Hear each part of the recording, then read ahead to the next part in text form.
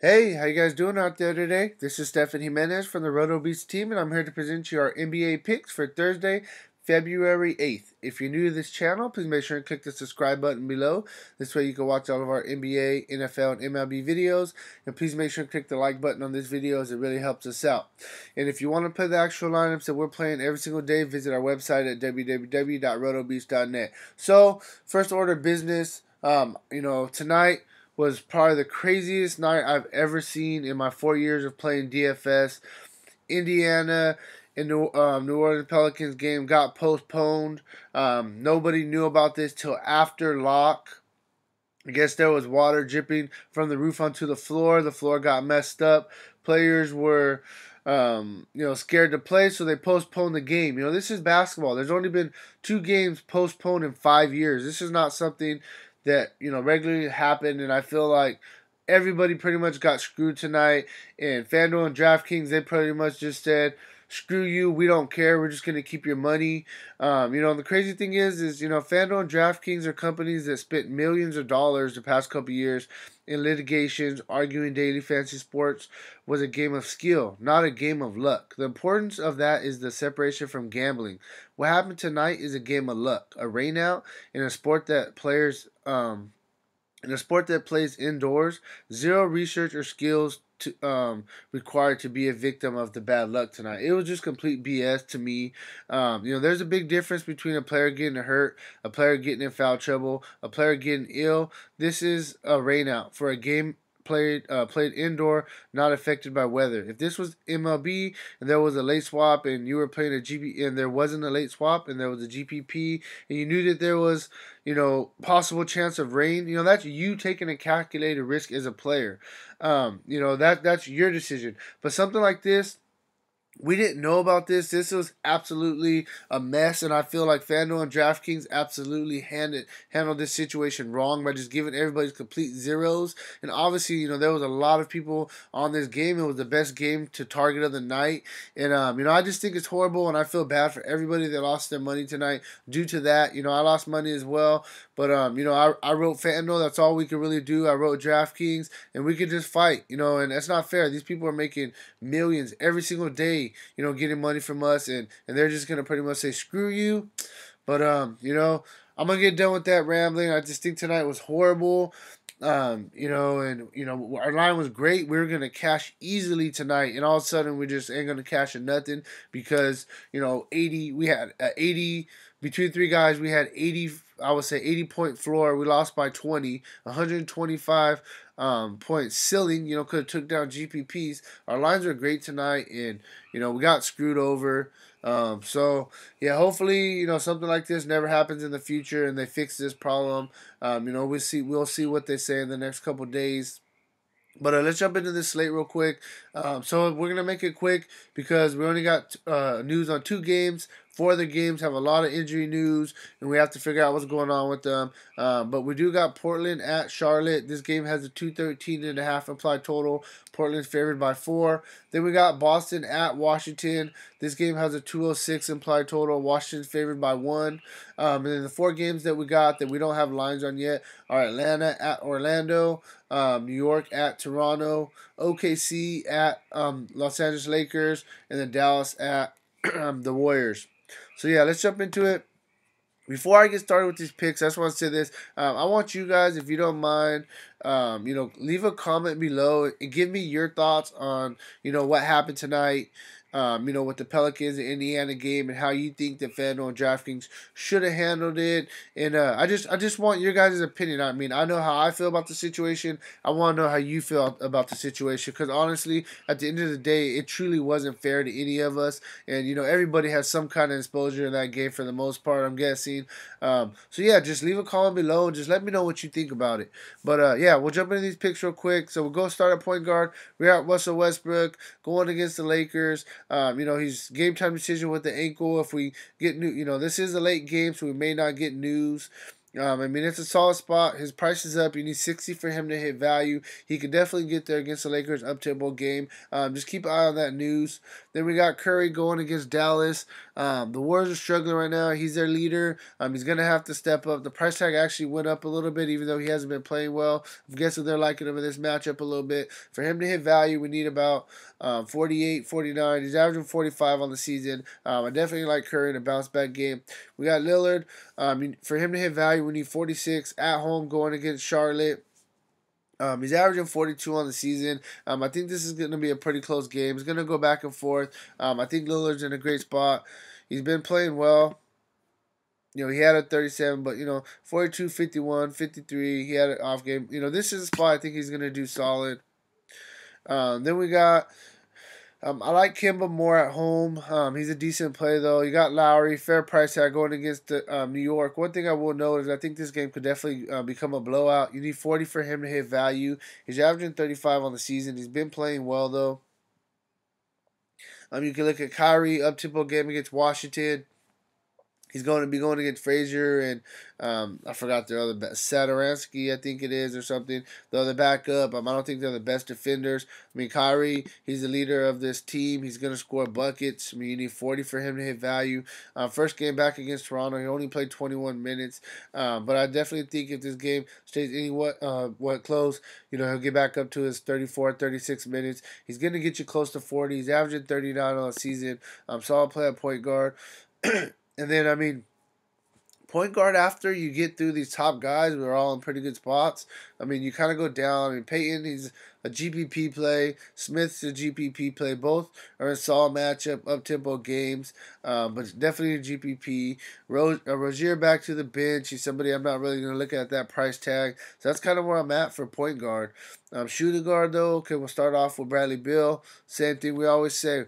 John Wall's out. You look at him. He's been playing well. Boston is a pretty good defensive team, but he's going to take massive shots. He definitely has, 50, 60 point upside. He's been paying off these prices lately. For him to hit value, we need about 43. He's averaging 38 on the season. You can look at McCollum going against Charlotte. Price tag is fair. You need 35 for him to hit value. He's averaging 34 on the season. And he's been playing pretty well. He just had a massive game. We scored 50 points. One thing I will note that I don't really kind of like is whenever Lillard is playing, McCollum for some reason doesn't really get the secondary stats compared to when Lillard's off. Then he fills up the stat sheet a little bit more. You need 35. He is averaging 34. It's a decent matchup, but he has been up and down. That's one thing I do want to note. You got Batum. He's a guy, the price is rising, but hey, he's back to playing, the way that we know that he could play. Definitely has 40-point upside. I've been telling you guys to play him ever since, he was cheaper. Now, he's going up a little bit. Still fair, though. You need 33 for him to hit value. He's averaging 26 on the season. He's been playing very well, playing solid minutes. Klay is just too cheap. You need 32 for him to hit value, averaging 31 on the season. The team's struggling. I will note Kevin Durant's a game-time decision. If he's out, then you got to like Klay and Curry even more. They're going to have to pick up the scoring load. You can look at Bazemore. I know we always make fun of him in our RotoBeast chat room. This is a guy that, he's very consistent. But the one time that he did have an off game, we had him, and it was horrible. But, hey, Bazemore, he's solid, though. For the most part, he gets his minutes. He fills up the stash. He does a little bit of everything. I definitely think you can play him tomorrow against Orlando. Last guy I'm going to mention, shooting guard, Caldwell Pope. Price is down. For him to hit value, you need about 23. He's averaging 26 on the season. The minutes are starting to get back up a little bit. He does a little bit of everything. He plays defense. I just like the price. It's very fair. Next, we'll go to small forward, Kevin Durant. If he plays against Dallas, you could definitely consider him. He's a top small forward on the slate. For him to hit value, though, you need 52. He just hasn't really been getting that mark too much. He got you this 53, but, these 42s, 41s, things like that's really going to hurt you. It's saying he's hurt. So, let's kind of check out the news, see what's up with that tomorrow. Westbrook, he's questionable. If Westbrook is out, Paul George is going to be an amazing play because Carmelo's out, doubtful. I don't think that he's going to play tomorrow. Well, he's questionable, but I don't think he's going to play. He's soft. Paul George, if both of them out, monster play. Either way, he's a great play. He just went against them not that long, 2 games ago, got 41 fantasy points. For him to hit value, we need about 43. I'm really liking Paul George. I like Ingram. He's been playing well. It's a tough matchup against Paul George. Otto Porter, he's picking up, just the scoring load a little bit with John Wall out. Him and Bill been definitely picking it up. Fair price tag. You need 33 for him to hit value. Beasley's, I'm guessing he's going to be a very popular play tomorrow. He's going to play a lot of minutes. Porzingis is out. He's probably going to he's going to become a starter. He's going to play 30-something minutes a game.